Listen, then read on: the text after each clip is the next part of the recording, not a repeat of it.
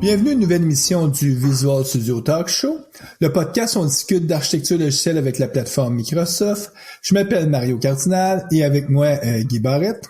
Hey, salut Mario. Est-ce que tu vas nous parler de la température? Parce que j'ai rencontré nos amis belges au MVP Summit, puis ils trouvent ça très rigolo qu'à chaque intro, tu nous parles de la température ambiante qu'il fait à Montréal. C'est vrai. Nos amis que je salue ici. Mais Mario, est-ce que tu aurais d'autres choses que la météo à nous parler dans cette intro? Ouais, c'est une bonne suggestion que je parle d'autre chose que la météo. Savez-vous, je vais vous proposer, si on a des auditeurs qui parlent anglais. Écoutez, moi, je fais un podcast depuis 14 ans, mais je suis aussi quelqu'un qui consomme des podcasts. Et il y a un podcast en langue de Shakespeare, donc en anglais, que je trouve fabuleux. La qualité du contenu, là, est vraiment exceptionnelle. Le podcast s'appelle After On. C'est un auteur de science-fiction qui a déjà eu des startups technologiques, donc qui vient aussi de la culture de Silicon Valley, qui fait ce podcast-là. Il s'appelle Rob Reed. On mettra le lien, nous, sur la page web. Mais c'est vraiment la qualité des entrevues est fabuleuse dans le sens que lui, il va pas enregistrer quelqu'un pour lui demander son opinion sur qu'est-ce que c'est qui va se passer avec l'intelligence artificielle ou la robotique. Ils vont parler vraiment avec des sommités mondiales. Donc des chercheurs au MIT, des gens qui ont 3, 4, 5 compagnies technologiques derrière eux, des gens qui ont travaillé soit chez Facebook, chez Apple, dans des rôles de prestigieux. Donc, tu as vraiment toujours un point de vue fort intelligent sur le propos. Puis avec des fois des choses assez surprenantes, là, comme il y a des émissions où est-ce que grosso modo, puis là ça va peut-être mettre l'eau à la bouche de nos auditeurs qui seraient curieux, mais dans certaines émissions, les gens nous expliquent comment un jour on va être capable de faire de la télépathie avec la technologie, comment un jour on va réduire notre vieillissement pour peut-être réussir à vivre 100, 200, 300 ans. C'est des choses techniques sur lesquelles les gens travaillent aujourd'hui et lui va les interviewer pour comprendre les aspects techniques, comment ça fonctionne. Souvent, il nous présente aussi, veut pas, par la bande, les technologies sur lesquelles ces gens-là travaillent. C'est super intéressant puis pour moi, ça me permet vraiment de me tenir à jour dans tout ce qui est innovation technologique puis essayer d'avoir une vue d'ensemble sur ce qui s'en vient dans 5-10 ans. Donc, je le recommande chaudement. Ça s'appelle After On, puis c'est Rob Reed qui fait ça. Fabuleux. Donc, pas mal plus intéressant que la météo. Ah oui, tout à fait. Parfait. On va mettre le lien dans les notes du show sur Libsyn. Ça permet de se coucher le soir plus intelligent, comme on dit. Mais reste que aujourd'hui, on va se coucher plus intelligent parce qu'on va en apprendre plus sur Cosmos DB. Un sujet super intéressant. Puis qui mieux que quelqu'un qui l'utilise depuis plusieurs mois et qui va pouvoir, puis en plus qui a un talent de vulgarisateur. Donc on reçoit aujourd'hui Éric Renaud. Salut Mario, salut Guy, comment ça va? Hey, salut Éric. Ça va super bien. Good. Donc, Éric, qui, écoute, ça fait au moins 4-5 fois que tu viens au podcast. Ouais, je pense que j'étais dans les 10 premiers, puis là, je suis content d'être de retour. Donc, t'es dans les abonnés des invités. Ouais, moi aussi, c'est le genre de podcast que j'écoute dans ma voiture quand je fais des déplacements, donc super. Mais maintenant, c'est rendu, en tout cas, on ne reviendra pas là-dessus, mais c'est tellement rendu un médium facile d'accès, le podcast. Si on compare avec comment c'était en 2004-2005, on est vraiment dans un autre monde. Éric, il y a beaucoup de sujets avec lesquels on aurait pu discuter avec toi.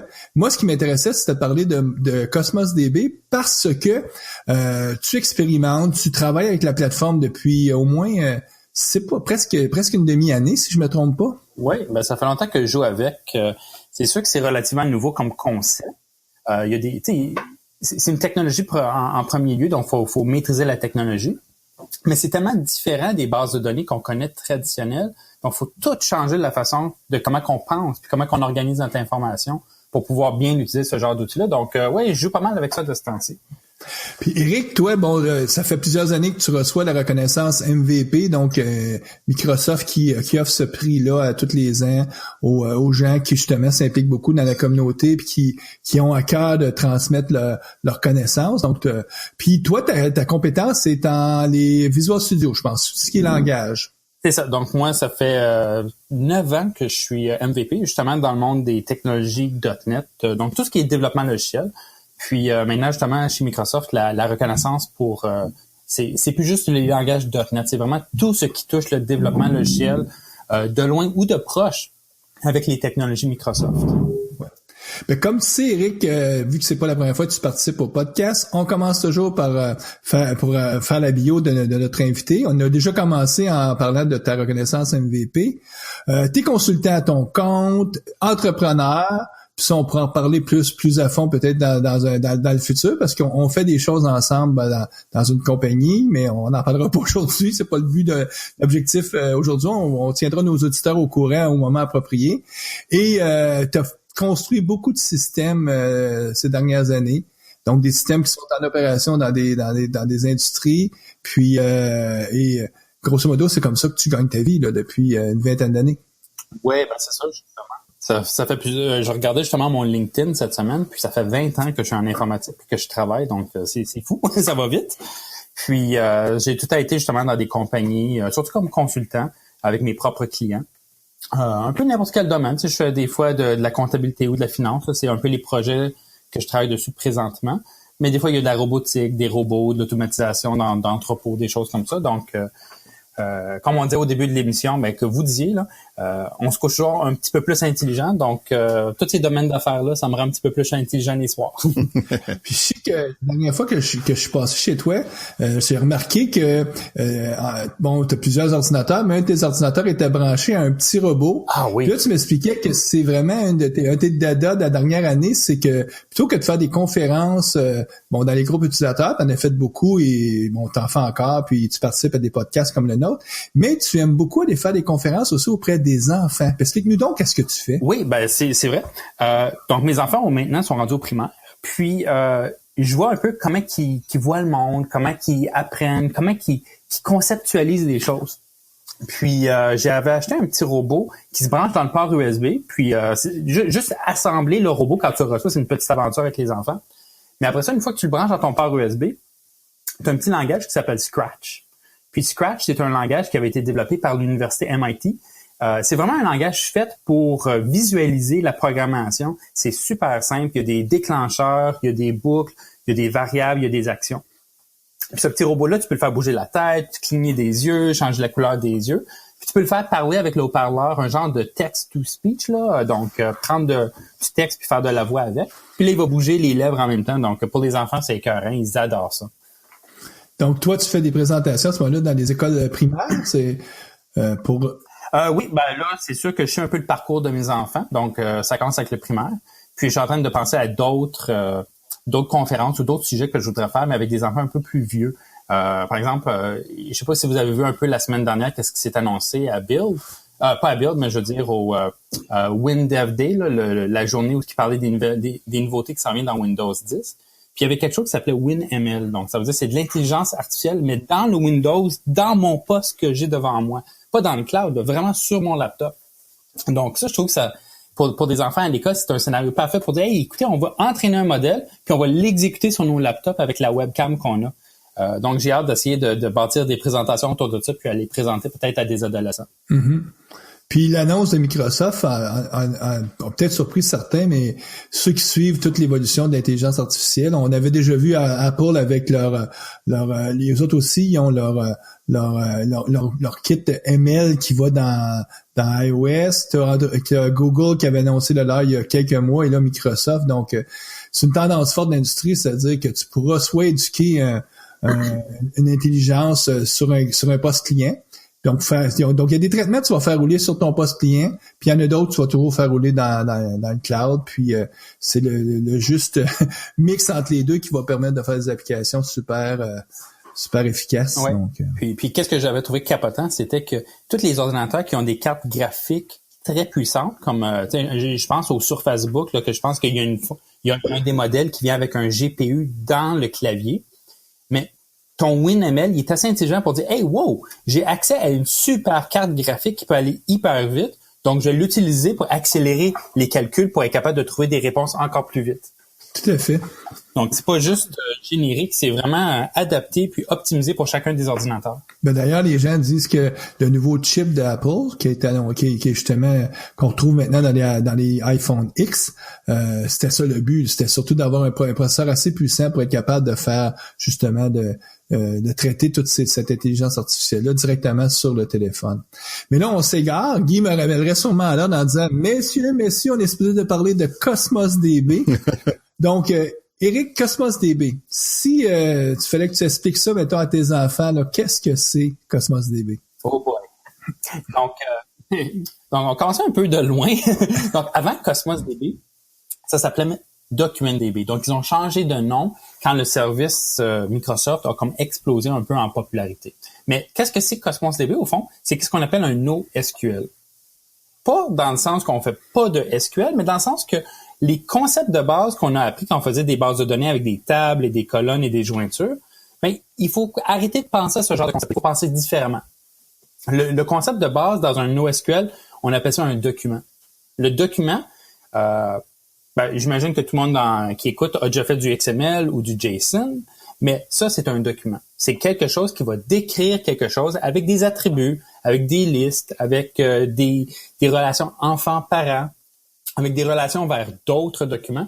Donc ça, c'est le paradigme, c'est vraiment ça le concept fort qu'il faut utiliser quand on pense à des concepts NoSQL. Il y en a beaucoup sur le marché, je dirais. Les plus populaires, je pense, c'est MongoDB, Cassandra, RavenDB. Mais au fond, n'importe quel genre de base de données, genre table storage dans Azure, où ce que tu dis, moi j'ai une clé, puis avec cette clé-là, j'aimerais ça que tu me retournes un quelque chose, un document que je vais pouvoir traiter. Donc, j'ai un ID qui identifie un document. Il appelle ça des Key Value Storage. Souvent, le monde va dire que n'importe quel Key Value Storage est un genre de NoDB parce que justement, NoSQL, parce que j'ai pas un vrai engin de base de données en arrière qui gère tout ça. Mais là, Éric, si on dit, OK, MongoDB, là, c'est une base de données où on fait fi de tout ce qu'on avait appris, en tout cas du côté modélisation avec le SQL, ça veut-tu dire qu'on peut plus du tout utiliser même le langage SQL lorsqu'on va pouvoir faire des requêtes pour aller chercher l'information? C'est plus ou moins vrai. Donc, qu'est-ce qui se passe, c'est que on a quand même beaucoup de savoir, parce qu'au fond, SQL, c'est un langage qui exprime comment faire des ensembles. Comment dire, je prends tel ensemble et je veux le mélanger avec tel autre ensemble, puis je veux le filtrer pour avoir tel sous-ensemble. C'est vraiment un langage pour exprimer ces choses-là. Donc, quand on regarde Cosmos DB, ils ont une syntaxe qui ressemble à du SQL, pour accéder à des objets. Par exemple, je veux tous les documents de tel type avec telle propriété est égale à vrai. Donc ça, c'est le genre de choses que je peux exprimer. Mais ce n'est pas le langage SQL complet tel qu'on pourrait l'avoir dans un autre, dans une vraie base de données SQL. C'est sûr que, par exemple, toute la facette qu'on trouve dans SQL qui sert à faire, justement, à définir les données, les schémas, par exemple, créer une table, donc, puis définir tout son schéma, ça n'existe pas parce que dans ce modèle-là, avec Cosmos DB, on est avec des documents, puis on n'a pas de modèle relationnel, donc il n'y a pas de table, il n'y a pas de relation, il n'y a rien de cela. Exactement. Tout ce qu'on a, c'est des documents qu'on peut retrouver aisément avec leurs clés. Puis, comme tu dis, Mario, il n'y a pas de schéma. Donc, ça nous amène à un nouveau mode de pensée qui veut dire que dans mon document, si je veux un middle name, par exemple, je veux le nom, le middle name d'une personne, je peux l'ajouter dans mon document, tout simplement. Et l'engin de stockage ne va pas se plaindre, il ne va pas me demander d'indexer un nouveau champ. Il va pas me demander si c'est une clé. Par rapport à si tu l'avais pas précédemment, donc c'est assez flexible pour pouvoir pour que le schéma là, puisse en fait, il n'y a pas de schéma là finalement. Exact. Il n'y a pas de schéma. Par contre, c'est un couteau à deux tranchants. Oui, c'est hyper plaisant de ne pas avoir de schéma parce que j'ai pas de DDL, j'ai pas de structure à gérer, j'ai pas de structure à respecter. Par contre, ça veut dire qu'il faut que j'écrive du code super intelligent. Qu'est-ce qui arrive si le document que je viens de récupérer n'a pas la propriété que je veux? Dans une base de données SQL, ça se peut pas parce que quand on fait nos migrations, on va ajouter des valeurs par défaut ou des choses comme ça, ou on va dire que cette colonne-là supporte des nuls. Donc, on est capable de le gérer au niveau du modèle.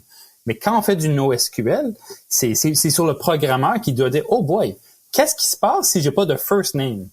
Qu'est-ce qui se passe si j'ai pas de last name? Qu'est-ce qui se passe dans telle ou telle situation? Et c'est le programme qui doit compenser pour toutes ces situations-là. Mais justement, Eric, s'il faut que, quand on est programmeur, qu'on commence à programmer pour ces cas d'espèces-là, c'est quoi l'avantage d'aller vers une approche sans schéma, avec des documents? Pourquoi on ferait ça? Un des exemples que je donne souvent quand je parle de NoSQL, c'est tout le monde comprend c'est quoi une facture. Mais une facture, c'est super compliqué quand on y pense. Une facture, ça a un client. Une facture, ça a une adresse à qui envoyer la facture. La facture, ça a des lignes de détail. La facture, elle a des taxes, 1, 2, 3 ou 4 différentes taxes. Donc, si j'avais à dessiner le modèle relationnel pour une facture, j'aurais peut-être facilement entre 5 et 10 tables, dépendant de la complexité de qu'est-ce que j'essaie de faire. Dans un document, j'en aurais juste un. J'aurais toute cette information-là dans le même document. Donc, ça veut dire qu'au niveau des accès à la base de données, ou à mon système de base de données plutôt, je fais juste un accès et je récupère toute la facture d'une shot. T'as moins de relations, donc ton document va contenir, il est presque autosuffisant, il va contenir toutes les informations. C'est un super mot. Oui. Donc, le mot autosuffisant, c'est vraiment intéressant parce que quand on conceptualise le document, c'est une des choses à quoi il faut penser. Si le document n'est pas autosuffisant, je vais me retrouver avec beaucoup d'informations ailleurs. Puis comme vous savez, le stockage maintenant, c'est presque gratuit, ça coûte plus cher. Donc, un deuxième concept qui arrive dans le NoSQL qui dit que c'est correct de ne pas normaliser nos modèles de base de données. Donc, ça pour toutes les DBA, je sais que je vous fais faire dans le sens que on a tout appris qu'il fallait faire la 4e forme normale ou la 3e forme normale, des choses comme ça. Il fallait minimiser la quantité de fois qu'on répétait une information dans une base de données. Mais quand on fait du NoSQL, c'est pas en fonction de minimiser le stockage qu'on pense, c'est minimiser l'accès aux ressources, s'assurer que tout est autosuffisant. Donc, ça pourrait être correct, par exemple, dans une facture, de dire mon client, il s'appelle Eric, puis avoir un autre document qui est un document qui représente les clients, puis j'aurais un autre Eric dans cette place-là, puis ça serait correct que le prénom soit duplicaté entre mes deux documents. Oh là, il doit y avoir des auditeurs là que le poil il reste là. Ouh! Parce que c'est ce qu'on nous enseigne depuis une trentaine d'années là, c'est qu'il faut vraiment minimiser le décuplage d'informations là. Donc c'est vraiment comme je disais au début, c'est vraiment une façon différente de penser. Ça s'applique pas à toutes les situations, ça s'applique pas de la même façon à tous les scénarios. Donc des fois faut faire ci, des fois faut faire ça. Puis c'est correct aussi de dire dans un mode NoSQL d'avoir plusieurs relations, mais dans ce cas-là, je pense qu'on est en train de briser un des concepts que le NoSQL essaye de nous offrir.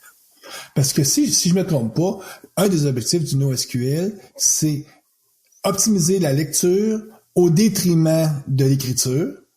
Tandis que le relationnel, c'était l'inverse. On optimisait l'écriture, c'est-à-dire que tu avais écrit l'information à un seul endroit. Comme ça, on s'assurait de l'intégrité de l'information, qui était une des valeurs phares que tous les modèles relationnels, en tout cas les modèles de base de données, ont vendu pendant plusieurs années. Parce que dans le modèle document, dans le modèle NoSQL, essentiellement, on peut réécrire l'information à 3, 4, 5, 6 endroits différents, dans la mesure où est-ce que lorsqu'on va aller relire cette information-là, on va récupérer tout le document d'un coup, et ça va être beaucoup plus rapide. Et la réalité dans le monde informatique, c'est que si je regarde 10 traitements, il y a probablement 9 traitements où je fais de la lecture et un seul traitement où je fais une écriture.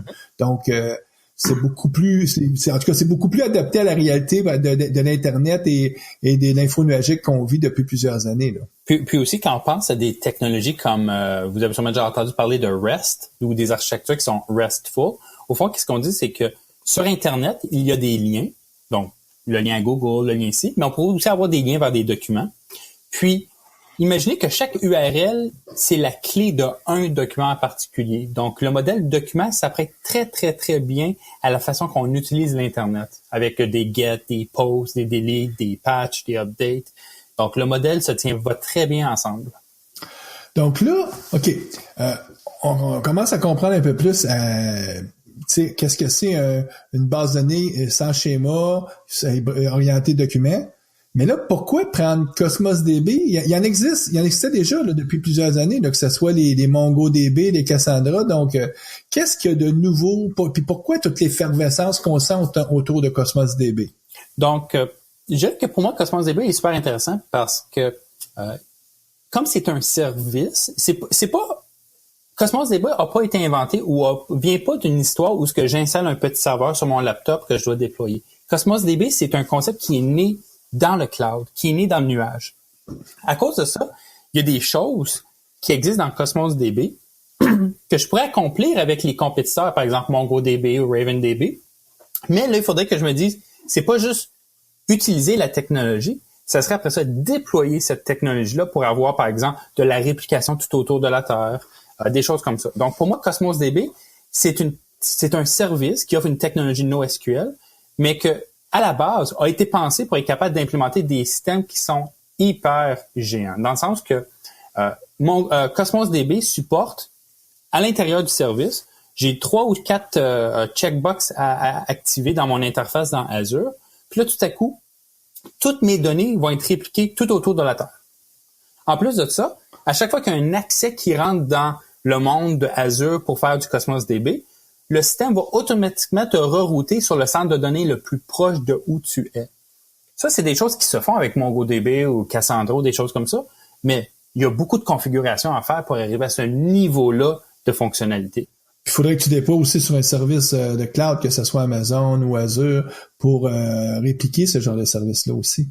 C'est ça, faudrait dealer avec, faudrait penser à toute la réplication, la consistance, puis tout ça. Puis ça, c'est toutes des choses que à la base du service Cosmos DB, ils ont déjà adressé. Puis eux, ils te disent, utilisez notre service, cochez des régions dans l'interface, et automatiquement, le système va répliquer le data. Automatiquement, les requêtes qui rentrent dans le Cosmos DB vont être reroutées vers le centre de données le plus proche de la personne pour diminuer la latence. Ça, c'est des choses qui sont possibles à faire, mais qui seraient relativement dispendieux. Et ça, c'est intéressant parce que Cosmos DB, ce n'est pas disponible en entreprise. Je peux pas installer un serveur dans mon entreprise Cosmos DB. Non. L'affaire la plus proche qu'on a, c'est qu'est-ce qu'on appelle Azure Pack. Puis Azure Pack, au fond, Azure Stack, je veux dire, excusez. Puis je pense qu'Azure Stack, c'est une version de Azure que je peux déployer à l'interne. Mm-hmm. Je ne suis pas certain si Cosmos DB est supporté dans ce forfait-là. Ça serait quelque chose à vérifier. Okay. Mais quoi qu'il en soit, c'est pas ça l'objectif. L'objectif, c'est de vous dire, on vous offre un service, puis à la base, il faut que tu acceptes le fait que tes données ils vont être sur le cloud et qu'ils ne seront pas dans ton entreprise. Et ça fait partie là, des contraintes de ce service-là. Mais en contrepartie, l'un des bénéfices qui est pas négligeable, c'est que ça coûte pas cher. Quand tu commences à regarder le coût versus... parce que les gens s'en rendent pas compte, mais avoir des BD, même en entreprise, il y a un coût en arrière de ça, là, les ressources humaines, l'infrastructure, le coût de l'électricité, le coût des serveurs. La facture monte assez rapidement. Donc, là, ici, il y a un rendement de volume qui fait que c'est vraiment pas cher, si je me trompe pas. Donc, effectivement, le modèle de pricing, si on veut, la façon qu'on paye pour ce service-là, c'est complètement différent d'un serveur SQL traditionnel. On est habitué, je pense, de penser que j'achète mon serveur, j'achète ma licence de SQL. J'ai besoin des backups, donc j'achète des NAS ou peu importe. Puis je mets tout ça je mets tout seul, j'installe tout ça. Ça coûte 10 000 $. Puis ensuite, j'ai un serveur de base de données. Ça me prend des administrateurs ou ça me prend des individus dans mon entreprise pour gérer cette BD-là, parce que c'est pas un produit que tu peux laisser traîner comme ça sur un coin de table, là. Puis, après ça, si je compare avec Cosmos DB, je vais dans ma console Azure, je me crée une base de données Cosmos DB, je me crée des collections à l'intérieur de ma base de données. Donc, une collection, tout simplement, c'est un conteneur logique pour contenir des types de documents. Et c'est tout. Je vais payer à la quantité de collections que j'ai. Puis je vais payer à la performance voulue. Ça c'est super intéressant là, comme chose ici, parce que on va peut-être penser à créer une multitude de collections, puis c'est à ce moment-là que ça peut devenir cher. C'est-à-dire, si on essaie d'appliquer le modèle relationnel, on a plusieurs bases de données, par exemple, on pourrait penser, je vais me créer plusieurs collections, puis c'est à ce moment-là que ça peut revenir cher, là. c'est une des premières erreurs que j'ai faites, Guy, justement, c'était que l'architecte en moi voulait hyper bien diviser mes documents. Donc, j'allais avoir une document pour mes clients, une collection pour mes clients, une collection pour mes factures, une collection pour tel autre document. Donc, j'allais tout diviser en collections, ça allait être super beau. Quand j'ai vu la première facture, j'ai dit, oh boy. Donc, ça coûte cher. Donc, dans tous les environnements, j'avais une seule collection que je mettais tous les documents dans cette collection-là. Donc, ça me coûtait mon 25,99 par mois. Puis en production, ben là, j'avais le luxe de dire, bon, bien, dans mon environnement de production, j'ai mes X collections pour pouvoir gérer la performance par collection. Quand on parle d'une collection puis un document, si j'ai plus de relation, puis mettons qu'un document contient une autre collection qui, elle, contient une collection, c'est-à-dire qu'à un moment donné, on le vit des fois dans le modèle relationnel, là, je vais aller chercher une information, mais à cause de tous les liens que c'est là vers d'autres informations, je me retrouve quasiment à aller retirer la base de données au complet, ou en tout cas tout le schéma au complet de la base de données. Mais là, nous, il y a aussi une contrainte que les gens vont faire du côté de Cosmos DB, c'est qu'on ne te laissera pas créer des documents gigantesques. Donc, les documents ont une taille maximale. Ils ont, si je me trompe pas, c'est 2 MB. Et 2 MB, quand on y pense, c'est énorme. C'est 2 millions de caractères. Donc, si on fait du JSON, il y a en masse de place pour mettre des factures ou pour mettre beaucoup d'informations là-dedans, c'est vraiment pas un problème. Puis en plus, un des features de Azure Cosmos DB, c'est qu'il fait un minimize sur ton document quand le document rentre, qui veut dire que tous les espaces blancs inutiles, parce que nous des humains, on va formater nos documents JSON pour que ça soit plus beau visuellement. Mais Cosmos DB n'a pas besoin de cette beauté-là. Donc, lui, il va les enlever pour sauver un petit peu d'espace sur tous les espaces blancs puis toutes les tables qui pourraient traîner dans un document. Donc, il faut vraiment faire attention à cette grosseur-là. Puis ensuite, si je me trompe pas, si jamais, mettons, tu voudrais jumeler des images ou en tout cas des documents binaires, tu peux les attacher sur ton document, si je me trompe pas. Donc, Cosmos DB a un concept d'attachement, mais honnêtement, j'utiliserais d'autres services comme Blob Storage. Parce que les autres services comme Blob Storage peuvent être répliqués sur des CDN plus facilement. Donc, il y a d'autres mécanismes en place, mais c'est sûr qu'il y a un choix à être fait au niveau des attachements. Où est-ce qu'on veut les stocker? Mais c'est le même choix qu'on a à faire si on a une base de données SQL traditionnelle. Mm-hmm. Donc là, en utilisant, mettons, des blob storage, ce serait plus le URL vers la location où est-ce que cette information-là que tu garderais dans ton document. Exactement, comme ça que dans un monde web, je récupère mon document, voici la photo, je prends le URL, je fais un deuxième accès. Puis la beauté de tout ça, c'est que les serveurs vont faire du caching. Donc, la première fois que je vois l'adresse d'une photo dans blob storage, je vais récupérer la photo localement. Mais la deuxième fois, le système va juste dire, hey, l'image, elle a-tu changé? Puis le blob storage, je vais dire, non, ton e-tag est bon, c'est la même photo, ça n'a pas changé. Donc là, je vais pouvoir utiliser ma version cachée de cette image-là. Donc, c'est vraiment des services et des concepts qui sont nés dans le web et pour le web. Ça fonctionne très bien ensemble. Éric, je t'arrête ici, là. Je veux revenir juste un petit peu en arrière quand tu parlais de collection, puis ton expérience au début, là, c'était de créer plusieurs collections. Tu t'es aperçu que le prix venait te rattraper assez rapidement. Ouais. Comment t'as fait le changement à ton architecture? Donc, au niveau du code, si on veut, au niveau de la technologie, c'était aussi simple de dire, bon, bien, tel objet, on l'écrit dans telle autre collection, puis j'avais une variable globale, si on veut, dans mon programme, qui disait que telle collection était utilisée pour tel type d'objet. Donc, le système, c'était de la configuration qui disait dans quelle collection stocker quoi. Par contre, au niveau de Azure, puis je pense que c'est la partie plus intéressante de la discussion, c'est au niveau de pourquoi qu'on paye exactement. Donc, quand je disais tantôt, on paye 25 $ par mois, c'est quoi que ça me donne, ça, 25 $? Donc, dans Azure, on paye pour de la performance voulue. Ça, c'est super important. Ça veut dire que si je veux faire 1 million d'accès à ma base de données et que ça soit rapide, ben, je vais payer plus cher. Si je prévois avoir un système pour 5 utilisateurs, c'est pas une question de stockage, c'est vraiment une question de quantité d'accès. Donc, ils ont quelque chose dans Cosmos DB qui s'appelle des RU. Puis un RU, au fond, ça représente le coût d'un accès. Par exemple, si j'ai une base de données qui peut faire 2000 RU à la seconde, ça va me coûter tant de dollars par mois. Si j'ai une collection qui peut en faire plus, ben, je vais payer plus cher. Est-ce que RU, c'est pour Read Unit, donc une unité de lecture? C'est une bonne question. J'ai mon Google à côté de mon verre et il appelle ça des request units. C'est des unités de requête. Des unités de requête. Donc, c'est vraiment pour être capable de dire, je veux une performance qui représente tant d'unités, tant de requêtes à la seconde. Puis, là, je commence à vous mêler peut-être, on va voir, mais une collection, c'est un ensemble de documents. Mais comment est-ce qu'un système comme Azure peut garantir la performance? Donc, c'est simple, mais c'est pas simple en même temps. Ils ont inventé quelque chose qui s'appelle une partition. Donc, l'idée, c'est que tous les documents vont dans une partition à l'intérieur de ma collection. Et c'est pas moi qui contrôle les partitions, à part de dire que chaque document a un genre de champ, puis ce champ-là va aider Cosmos DB à comprendre dans quelle partition de ma collection que ce document-là va aller. Je vais vous donner un exemple. Je pourrais créer une collection qui s'appelle les pays, puis dire au système, la partition, c'est le nom du pays. Puis là, automatiquement, potentiellement, magiquement, tous les pays de A à G vont se retrouver dans la partition 1, puis tous les autres pays vont se retrouver dans la partition 2. Le but là-dedans, c'est de s'assurer que quand le système voit que la performance, elle est en train de diminuer parce que j'ai trop de documents ou j'ai trop de stockage utilisé, le système va regarder les partitions, puis va dire, je split. Donc, il va prendre la moitié des documents, l'envoyer à une place, l'autre moitié l'envoyer à d'autres places sur une deuxième infrastructure, et chaque partition, ensuite, va pouvoir garantir son niveau de performance.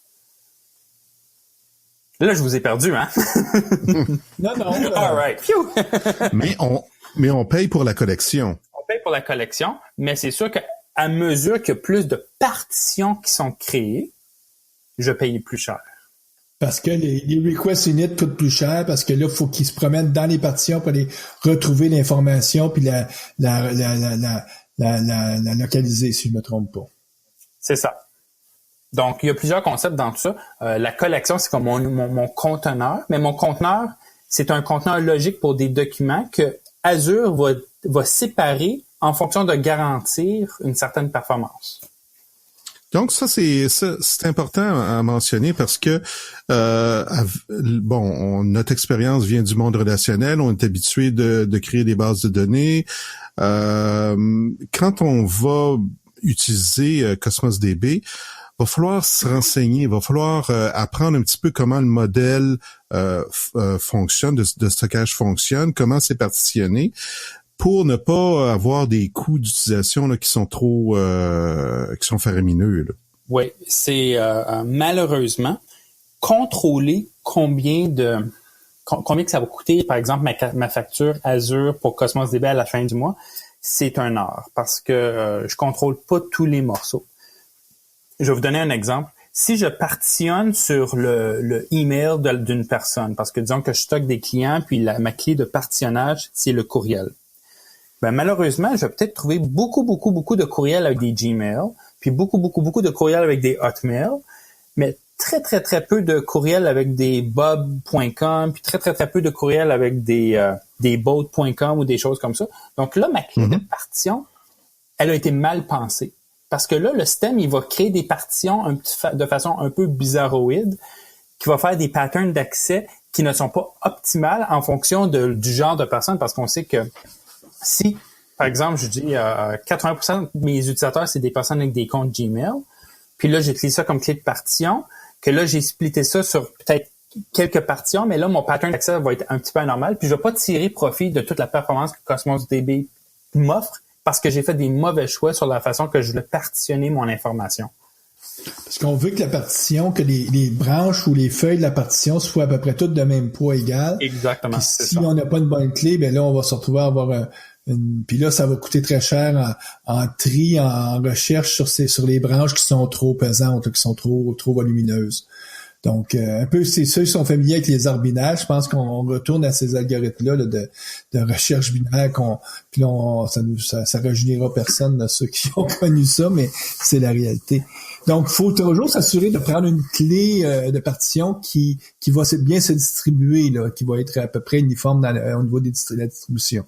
C'est ça. Puis, dans la documentation de Cosmos DB, ils recommandent des clés de partition qui donnent des millions de possibilités. Justement pour essayer de s'assurer qu'on est bien distribué dans dans ces millions de possibilités et non pas restreint à 4 ou 5 choix. Puis là, il y en a peut-être un de ces choix-là qui est plus utilisé. Mais si j'ai fait une erreur, là, j'ai choisi là quelque chose, puis je me rends compte là que ça fait pas de sens là. Est-ce qu'il y a moyen de faire des changements? Ouf. Donc, c'est peut-être une des faiblesses de Cosmos DB. On ne peut pas changer la clé de partition une fois qu'on l'a sélectionnée pour une collection. Ce qui veut dire que la seule façon de m'en sortir, au fond, c'est de créer une deuxième collection vide. Puis ensuite, je vais lire chaque document dans ma première collection, puis je vais le copier dans ma deuxième collection. Mm-hmm. Donc, c'est vraiment, vraiment la seule façon de se sortir de ce problème-là. Donc, il y a des beautés à un système NoSQL à cause qu'il n'y a pas de schéma. Il y a une complexité pour les programmeurs qui doivent gérer tous les cas où j'ai pas accès à l'information dans mon document. Puis, il y a aussi toute une complexité au niveau de planification de comment que je vais organiser mes documents, qu'est-ce qu'un document contient, c'est quoi le bon découpage, est-ce que j'ai des gros objets, des petits objets. Il y a toute une certaine complexité là. Puis je pense qu'on n'a pas encore d'école de pensée qui nous aide encore à tout comprendre ces choses-là. Il n'y a pas encore de best practice. Donc, il faut quand même se renseigner avant de se lancer dans Cosmos DB, là.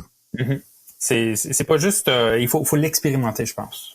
L'avantage, par contre, c'est que ça coûte pas trop cher expérimenter parce que c'est une technologie qui est facile à apprivoiser. Donc, c'est facile de rentrer dedans puis d'en faire.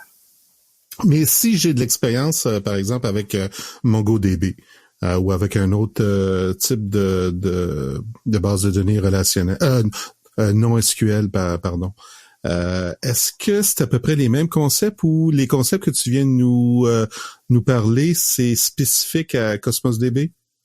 La façon que Azure ou Cosmos DB va nous charger pour ces fonctions-là, c'est vraiment spécifique à Cosmos DB. Par contre, la façon que je peux inventer, toute la connaissance que je peux avoir utilisée ou développée en faisant du MongoDB, elle, on va pouvoir la réutiliser à faire du Cosmos DB. Mais mieux que ça, Cosmos DB, ils le vendent maintenant ou ils vont le documenter comme un service multimodèle. Donc, qu'est-ce que Microsoft veut dire par multimodèle? C'est que un Cosmos DB peut parler plusieurs langages. Donc, si j'ai un programme qui est habitué de parler du MongoDB, ben, je peux lui donner un Cosmos DB en arrière, puis Cosmos DB va parler MongoDB à mon application qui est déjà habituée de parler MongoDB. C'est super intéressant dans tous les scénarios de migration. Ça veut dire qu'on peut prendre une application qui supporte MongoDB, puis pouf, je provisionne un Cosmos DB en disant mon Cosmos DB doit parler MongoDB et bingo, tout va fonctionner correctement. Puis si je me trompe pas, il y a d'autres API aussi qui supportent, là, que ce soit Cassandra. Oui, donc Cosmos DB par Cassandra, il parle le langage natif de Cosmos DB qui s'appelle SQL. Il parle d'une autre affaire qui s'appelle Table Storage, donc qui est très similaire à qu'est-ce qu'on retrouve aujourd'hui dans Azure, Blob, Table Storage. Puis il parle d'un autre truc qui est super intéressant si vous faites. Vous gérez des mondes avec beaucoup de relations. Cosmos DB peut parler un autre langage qui s'appelle Graph. Donc le langage, c'est Gremlin. Puis là, l'idée, c'est que chaque document est une intersection dans un graphe. Donc, imaginez Facebook, chaque personne est un objet, puis là, le système peut calculer automatiquement toutes les relations que j'ai à un niveau, 2 niveaux, 3 niveaux, puis il y a un langage spécifique pour être capable de parler à ce genre de base de données-là, pour retirer de l'information. Éric, je t'écoute, puis ça m'amène une question, parce que ça a l'air fabuleux, là, Cosmos DB, mais comment on gère tous les accès, les concurrences, ces choses-là? C'est, par exemple, je veux écrire un document, mais il y a quelqu'un, un de mes confrères, qui a accédé à la même BD, puis qui est allé lire le même document, puis là, on se retrouve tous les deux en train d'éditer un document. Donc, comment on gère les conflits avec un produit comme Cosmos DB? Donc, la réponse, c'est pas simple, mais ça se gère à 2 niveaux. Donc, au premier niveau, chaque document a un genre de numéro de version. Il appelle ça le e-tag, là, c'est bien connu dans le monde web. Et l'idée, c'est que je peux écraser le document qui est là, ou je peux dire, je ne peux que l'écraser si je suis en train d'essayer de modifier la version pour laquelle la modification que j'ai s'applique. Donc ça, c'est le premier niveau. Puis en modifiant le document, un nouveau e-tag va être généré. qui fait que toutes les autres personnes qui ont une référence ou en cache ce document-là, ils vont savoir que le e-tag a changé, donc ils doivent récupérer la première version. Donc ça règle un peu le problème, si on veut, de façon locale. Ben attends, là, juste que je comprenne. Ce que tu es en train de nous dire, c'est moi, quand je viens pour écrire, en même temps que j'écris, je soumets le e-tag de mon document original. Puis là, si je suis sur la même version que le e-tag qui est dans la BD, il va me laisser écrire. Puis si j'ai pas la bonne version, c'est-à-dire qu'il y a quelqu'un d'autre qui est venu mettre à jour le e-tag entre-temps, il va me retourner avec un code d'erreur?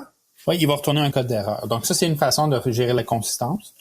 Ou la deuxième façon, c'est de dire, j'écrase tout simplement la version qui est là. Donc, peu importe c'est quoi la version qui est dans la base de données NoSQL, mon document va remplacer le document qui est là et générer un nouveau e-tag. Donc, c'est les deux modes au fond. Okay, donc ça, c'est le mode simple. C'est-à-dire le dernier est toujours le gagnant, c'est-à-dire qu'il réécrase tout. Donc ça, si on s'entend, c'est facile à faire. Mais si je veux m'assurer de pas perdre des écritures, en tout cas les gens qui sont en train d'éditer, il va falloir que je gère la concurrence en vérifiant les e-tags. Et essentiellement, un peu comme on fait, mettons, quand on utilise un gestionnaire de code source distribué, je pense ici à Git, c'est-à-dire que quand tu veux faire pousser tes nouveaux codes source, mais si t'es pas sur la dernière version, ou en tout cas s'il y a des conflits, il va te dire je te laisse pas pousser, commence par refusionner avec la dernière version. Ben, c'est un peu le même principe va se passer, c'est-à-dire que le e-tag va te dire hey, t'as pas la dernière version, retourne rechercher la dernière version et réapplique tes modifications dessus et ressoumets. Puis si il y a pas trop de conflits ou pas trop de trafic sur le document que tu essaies d'éditer, mais après 2-3 essais, tu devrais être en mesure de réussir à venir faire ton écriture. Est-ce que je me trompe? C'est exactement ça. Puis ça se passe vraiment au niveau local. Mais là, comme j'ai dit tantôt, le Cosmos DB a l'habilité de répliquer mon data tout partout autour de la Terre dans d'autres centres de données Azure. Donc là, il y a une deuxième problématique parce que moi, je suis peut-être en train de mettre à jour un document dans ma version de Cosmos DB qui est au Québec, mais qu'est-ce qui arrive si quelqu'un fait un accès sur une autre base de données, par exemple en Irlande, fait un accès sur le centre de données en Irlande sur le même document? Donc, quelle version du document que lui va voir, puis est-ce qu'il va voir, qu'est-ce qui arrive s'il écrit en même temps dans ce document-là? Donc, il y a tout un concept à l'intérieur de Cosmos DB qui s'appelle la gestion de la consistance, qui veut dire, quand je fais une écriture, est-ce que cette écriture-là doit être répliquée en temps réel pour accepter l'écriture?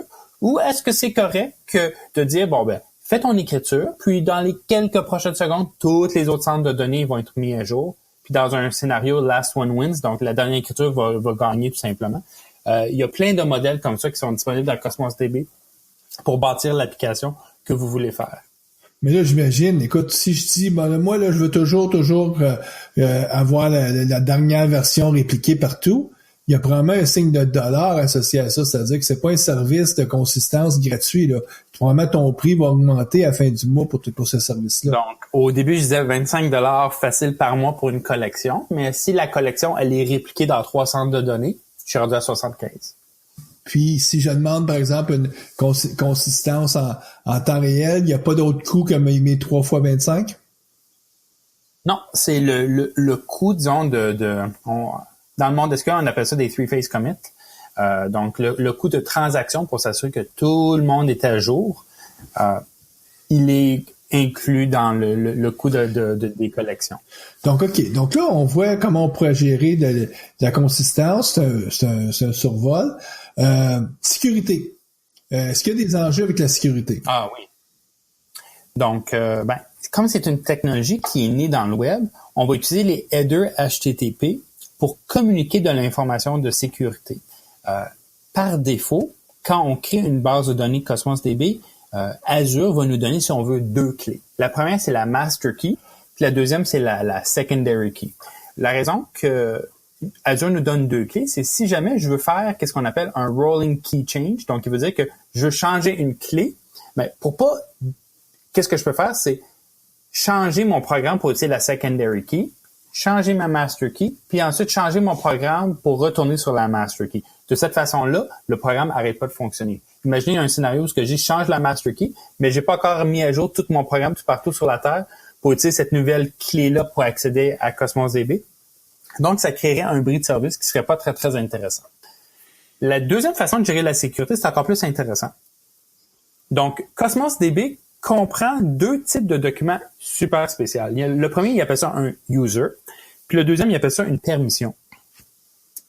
Avec ces deux documents-là, je peux décrire qu'une personne comme Eric a accès à tel document, pas celui-là, telle collection, telle liste. Donc, je peux décrire l'ensemble des données auxquelles que Eric aurait accès, puis je peux générer un token pour cette permission-là que je donne ensuite à mon application. Mon application, elle a juste besoin, quand elle parle à Cosmos DB, simplement de renvoyer ce token-là dans les headers HTTP.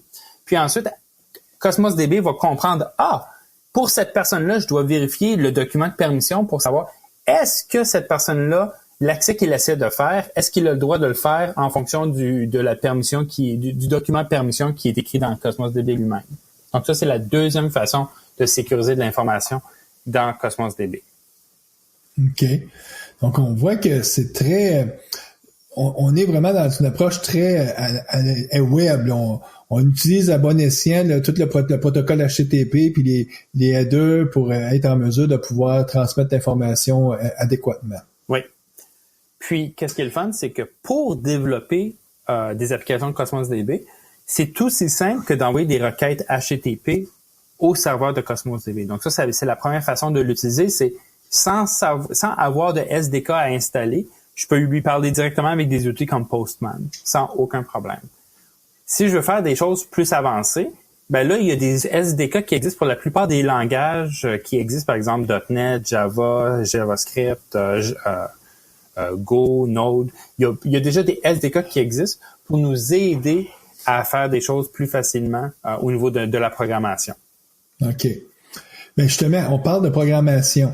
Outre le fait qu'ils nous fournissent des SDK, parce que l'interface native, si je comprends bien, c'est l'interface HTTP, donc une interface REST. Mm-hmm. Mais si ils nous fournissent des SDK, est-ce qu'ils fournissent autre chose aussi pour les programmeurs pour simplifier l'expérience de programmation? Oui, puis ils fournissent une chose qui est super intéressante, c'est un émulateur. Donc, l'émulateur, c'est quelque chose que je peux installer sur mon poste. Puis, c'est comme si j'avais un serveur web qui implémentait Cosmos DB sur mon poste local dans lequel je peux créer des collections, que je peux créer des bases de données, que je peux vérifier c'est quoi que j'ai dedans. Je peux créer des nouveaux objets directement avec l'émulateur. Il y a une genre de page web qui apparaît qui me permet de manipuler l'information. Donc, c'est vraiment un outil indispensable quand on commence à jouer avec Cosmos DB parce que justement, je peux tout faire en local sur mon poste pour expérimenter. Puis cet émulateur-là, est-ce qu'il vient avec un SDK ou c'est un download spécifique? C'est un download spécifique. Okay. Qu'est-ce que je veux dire? C'est vraiment... ça parle le même langage que Cosmos DB, donc c'est vraiment intéressant pour ça.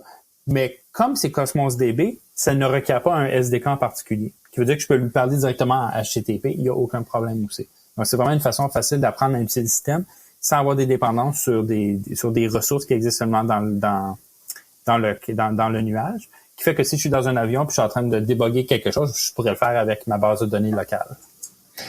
Là, on parle d'expérience du programmeur, mais j'imagine aussi, vu que c'est un service, Cosmos DB, ça doit venir aussi avec tous les outils de monitoring pour vraiment qu'on soit capable de suivre puis valider est-ce que la performance est là, en tout cas, puis réoptimiser aisément en tout cas, comprendre ce que les utilisateurs font avec nos documents. Est-ce que c'est ce genre de service-là aussi est offert?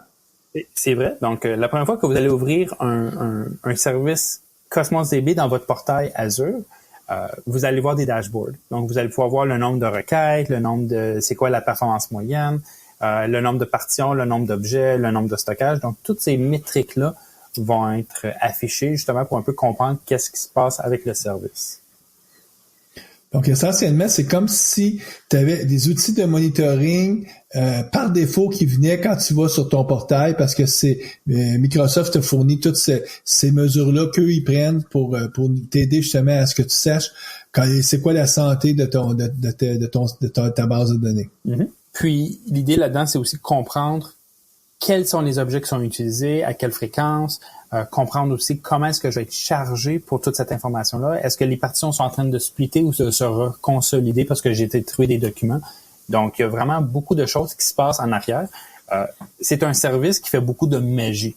Donc, cette magie-là, faut faut la comprendre, faut être capable de voir qu'est-ce qui se passe. Puis la console Azure, justement, nous amène un peu beaucoup cette information-là.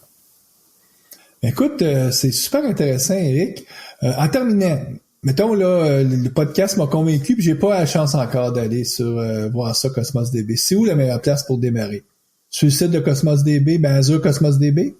Oui, donc vraiment, l'aide de Cosmos DB, elle est vraiment top. Ils décrivent chacun des concepts un par un, puis c'est relativement clair dans le sens que toute l'information est à la même place. Je suis pas obligé de me promener. C'est une nouvelle technologie, donc ils n'ont pas besoin de supporter des vieilles versions de leur système. C'est vraiment une nouvelle technologie, puis tout est là à une seule place. Donc ça, c'est vraiment la plus belle des choses. OK. Ben écoute, on va mettre le lien, nous, sur notre page web. Ben écoute, Éric, moi, je te remercie grandement. Puis, on va souhaiter bonne programmation à nos auditeurs et on va vous revoir le mois prochain. Merci Guy. Merci Mario. Ça fait plaisir. Au revoir. Au revoir.